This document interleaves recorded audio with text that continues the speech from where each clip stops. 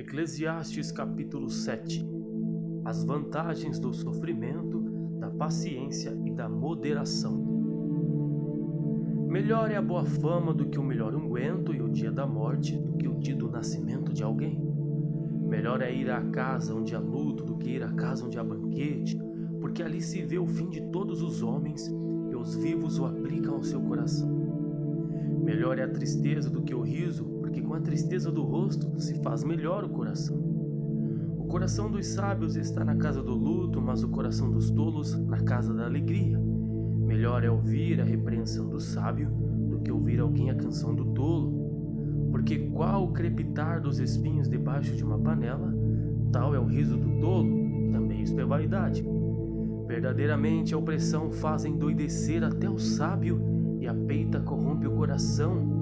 Melhor é o fim das coisas do que o princípio delas.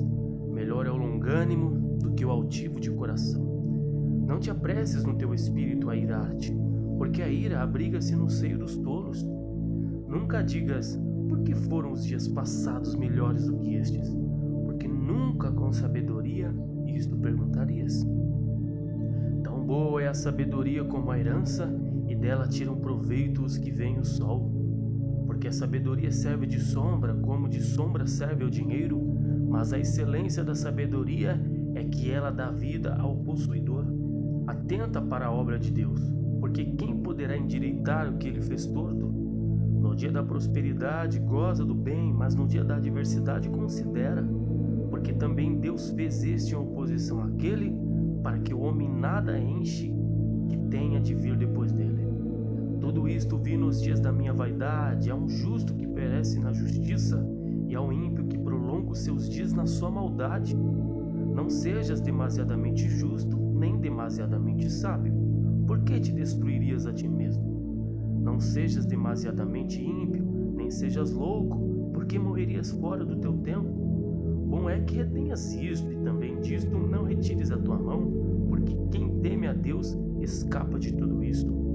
A sabedoria fortalece o sábio mais do que 10 governadores que haja na cidade. Na verdade, não há homem justo sobre a terra que faça bem e nunca peque. Tampouco apliques o teu coração a todas as palavras que se disserem, para que não venhas a ouvir que o teu servo te amaldiçoa. Porque o teu coração também já confessou muitas vezes que tu amaldiçoaste a outros. Tudo isto inquiri com sabedoria e disse: sabedoria adquirirei, mas ela ainda estava longe de mim. Longe está o que foi o profundíssimo, quem o achará?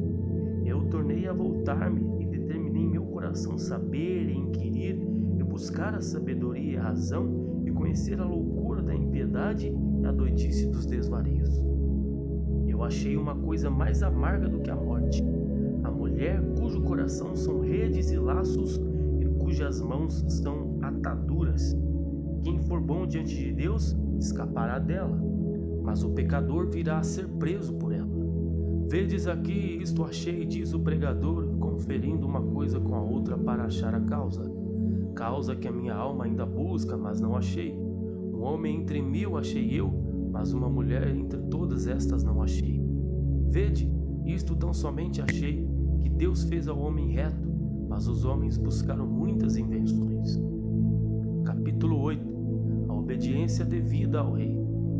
Quem é como o sábio? E quem sabe a interpretação das coisas? A sabedoria do homem faz brilhar o seu rosto, e a dureza do seu rosto se muda. Eu digo, observa o mandamento do rei, e isto em consideração para o conjuramento de Deus. Não te apresses a sair da presença dele, nem persistas em alguma coisa má, porque ele faz tudo o que quer. Porque a palavra do rei tem poder, e quem lhe dirá que fazes? Quem guardar o mandamento não experimentará nenhum mal, e o coração do sábio discernirá o tempo e o modo. Porque para todo propósito há tempo e modo, porquanto o mal do homem é grande sobre ele. Porque não sabe o que há de acontecer, e como há de acontecer, quem lhe o dará a entender? Nenhum homem há que tenha domínio sobre o espírito para reter o espírito, nem tem poder sobre o dia da morte, nem há armas nesta peleja, tampouco a impiedade livrará os ímpios. Tudo isto vi quando apliquei o meu coração a toda obra que se faz debaixo do sol. Tempo há em que um homem tem domínio sobre outro homem para a desgraça sua. Assim também vi os ímpios sepultados, eis que havia quem fosse a sua sepultura, e os que fizeram bem e saíam do lugar santo foram esquecidos na cidade. Também isto é vaidade. Visto como se executa logo o juízo sobre a má obra, por isso o coração dos filhos dos homens está inteiramente disposto para praticar o mal. Ainda que o pecador faça mal 100 vezes e os dias se lhe prolonguem, eu sei com certeza que bem sucede aos que temem a Deus, aos que temerem diante dele. Mas ao ímpio não irá bem, e ele não prolongará os seus dias. Será como a sombra, visto que ele não teme diante de Deus. Ainda há outra vaidade que se faz sobre a terra. Há justos a quem sucede segundo as obras dos ímpios, e há ímpios a quem sucede segundo as obras dos justos. Digo que também isto é vaidade. Então exaltei eu a alegria, porquanto o homem nenhuma coisa melhor tem debaixo do sol do que comer, beber e alegrar-se, porque isso acompanhará no seu trabalho nos dias da sua vida que Deus lhe dá debaixo do sol. Aplicando eu o meu coração a conhecer a sabedoria e a ver o trabalho que há sobre a terra, pois nem de dia nem de noite vê o homem sono dos seus olhos, então vi toda a obra de Deus, que o homem não pode alcançar a obra que se faz debaixo do sol. Por mais que trabalhe o homem para buscar, não a achará, e ainda que diga o sábio que a virá a conhecer, nem por isso a poderá alcançar. Capítulo 9. As mesmas coisas sucedem aos justos e injustos. Gozemos os bens que Deus nos dá. Deveras resolvi todas estas coisas no meu coração, para claramente entender tudo isto, que os justos e os sábios e as suas obras estão nas mãos de Deus, e também que o homem não conhece nem o amor nem o ódio, tudo passa perante a sua face. Tudo sucede igualmente a todos, o mesmo sucede ao justo e ao ímpio, ao bom e ao puro, como ao impuro, assim ao que sacrifica como ao que não sacrifica, assim ao bom como ao pecador, ao que jura como ao que teme o juramento. Este é o mal que há entre tudo quanto se faz debaixo do sol, que a todos sucede o mesmo. E também o coração dos filhos dos homens está cheio de maldade, que há desvarios no seu coração, na sua vida, e depois se vão aos mortos. Ora, para o que acompanha com todos os vivos há esperança, porque melhor é o cão vivo do que o leão morto. Porque os vivos sabem que hão de morrer, mas os mortos não sabem coisa nenhuma, tampouco eles têm jamais recompensa, mas a sua memória ficou entregue ao esquecimento. Até o seu amor, o seu ódio e a sua inveja já pereceram e já não tem parte alguma neste século em coisa alguma do que se faz debaixo do sol.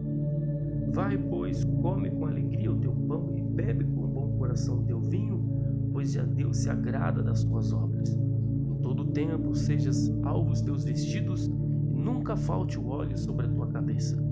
Goza a vida com a mulher que amas, todos os dias de vida da tua vaidade, os quais Deus te deu debaixo do sol, todos os dias da tua vaidade, porque esta é a tua porção nesta vida e do teu trabalho que tu fizeste debaixo do sol. Tudo quanto te vier a mão para fazer, faze conforme as tuas forças, porque na sepultura para onde tu vais não há obra, nem indústria, nem ciência, nem sabedoria alguma. Voltei-me e vi debaixo do sol que não é dos ligeiros a carreira, nem dos valentes a luta, tampouco dos sábios o pão, nem ainda dos prudentes a riqueza, nem dos entendidos o favor, mas que o tempo e a sorte pertencem a todos. Que também o homem não conhece o seu tempo, como os peixes que se pescam com a rede maligna, e como os passarinhos que se prendem com um laço, assim se enlaçam também os filhos dos homens no mau tempo, quando cai de repente sobre eles. Também vi sabedoria debaixo do sol, que foi para mim grande. Houve uma pequena cidade em que havia poucos homens, e veio contra ela um grande rei, e a cercou, e levantou contra ela grandes tranqueiras.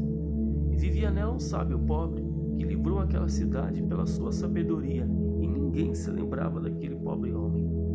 Então disse eu, melhor é a sabedoria que a força, ainda que a sabedoria do pobre foi desprezada e as suas palavras não foram ouvidas, as palavras dos sábios devem em silêncio ser ouvidas mais do que o clamor do que domina sobre os tolos. Melhor é a sabedoria do que as armas de guerra, mas um só pecador destrói muitos bens. Capítulo 10. A loucura é a causa de muitas desgraças. Assim como a mosca morta faz exalar mau cheiro e inutilizar o unguento do perfumador, assim é para o famoso em sabedoria e honra um pouco de estutícia. O coração do sábio está à sua mão direita, mas o coração do tolo está à sua esquerda. E até quando o tolo vai pelo caminho, lhe falta entendimento e diz a todos que é tolo. Levantando-se contra ti o espírito do governador, não deixes o teu lugar, porque o acordo é um remédio que aquieta grandes pecados. Ainda há um mal que vi debaixo do sol, como o erro que procede do governador. O tolo, assentando-no em grandes alturas, mas os ricos estão assentados em lugar baixo. Vi os servos a cavalo e os príncipes que andavam a pé, como servos sobre a terra. Quem fizer uma cova cairá nela, e quem romper um muro, uma cobra o morderá. Quem acarretar pedras será maltratado por elas, e o que rachar lenha expõe-se ao perigo. Se estiver embotado o ferro e não se afiar o corte, então se devem pôr mais forças, mas a sabedoria é excelente para dirigir. Se a cobra morder antes de estar encantada, então remédio nenhum haverá no mais hábil encantador. Nas palavras da boca do sábio há favor, mas os lábios do tolo devoram.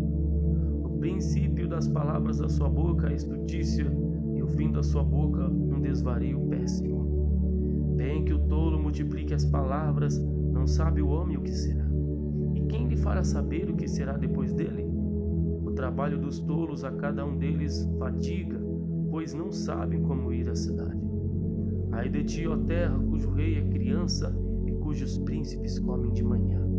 Bem-aventurado tu, ó terra, cujo rei é filho dos nobres e cujos príncipes comem a tempo para refazerem as forças e não para bebedice. Pela muita preguiça se enfraquece o teto e pela frouxidão das mãos goteja a casa. Para rir se fazem convites e o vinho alegra a vida e por tudo o dinheiro responde. Nem ainda no teu pensamento amaldiçoes o rei, tampouco no mais interior da tua recâmara amaldiçoes o rico, porque as aves dos céus levariam a voz e o que tem asas daria notícia da palavra. Capítulo 11. Façamos o que é bom no tempo oportuno. Lança o teu pão sobre as águas, porque depois de muitos dias o acharás. Reparte com 7 e ainda até com 8, porque não sabes que mal haverá sobre a terra. Estando as nuvens cheias, derramam a chuva sobre a terra, e caindo a árvore para o sul ou para o norte, no lugar em que a árvore cair, ali ficará. Quem observa o vento nunca semeará, e o que olha para as nuvens nunca cegará. Assim como tu não sabes qual o caminho do vento, nem como se formam os ossos do ventre da que está grávida, assim também não sabes as obras de Deus, que faz todas as coisas. Pela manhã semeia a tua semente, e à tarde não retires a tua mão, porque tu não sabes qual prosperará, se esta, se aquela, ou se ambas igualmente serão boas. Verdadeiramente suave é a luz, e agradável é aos olhos ver o sol. Mas se o homem viver muitos anos, em todos eles se alegrar, também se deve lembrar dos dias das trevas, porque hão de ser muitos. Tudo quanto sucede é vaidade. Alegra-te, jovem, na tua mocidade, e recreie-se o teu coração nos dias da tua mocidade, e anda pelos caminhos do teu coração e pela vista dos teus olhos. Sabe, porém, que por todas estas coisas te trará Deus a juízo. Afasta, pois, a ira do teu coração e remove da tua carne o mal, porque a adolescência e a juventude são vaidade. Capítulo 12. A mocidade deve preparar-se para a velhice e para a morte. Lembra-te do teu Criador nos dias da tua mocidade, antes que venham os maus dias e cheguem os anos dos quais venhas a dizer, não tenho neles contentamento, antes que se escureçam a sol, a lua, a luz, as estrelas, e tornem a vir as nuvens depois da chuva, no dia em que tremerem os guardas da casa, e se curvarem os homens fortes, e cessarem os moedores, por já serem poucos, e se escurecerem os que olham pelas janelas, e as duas portas da rua se fecharem por causa do baixo ruído da moedura, e se levantar a voz das aves, e todas as vozes do canto se abaixarem, como também quando temer o que está no alto, e houver espantos no caminho, e florescer a amendoeira, e o gafanhoto for um peso e perecer o apetite, porque o homem se vai à sua eterna casa. E os pranteadores andarão rodeando pela praça, antes que se quebre a cadeia de prata, e se despedace o copo de ouro, e se despedace o cântaro junto à fonte, e se despedace a roda junto ao poço, e o pó volte à terra como era, e o espírito volte a Deus que o deu. Vaidade de vaidade, diz o pregador, tudo é vaidade. E quanto mais sábio for o pregador, tanto mais sabedoria o povo ensinou, e atentou e esquadrinhou, e compôs muitos provérbios. Procurou o pregador achar palavras agradáveis, e o escrito é a retidão, palavras de verdade.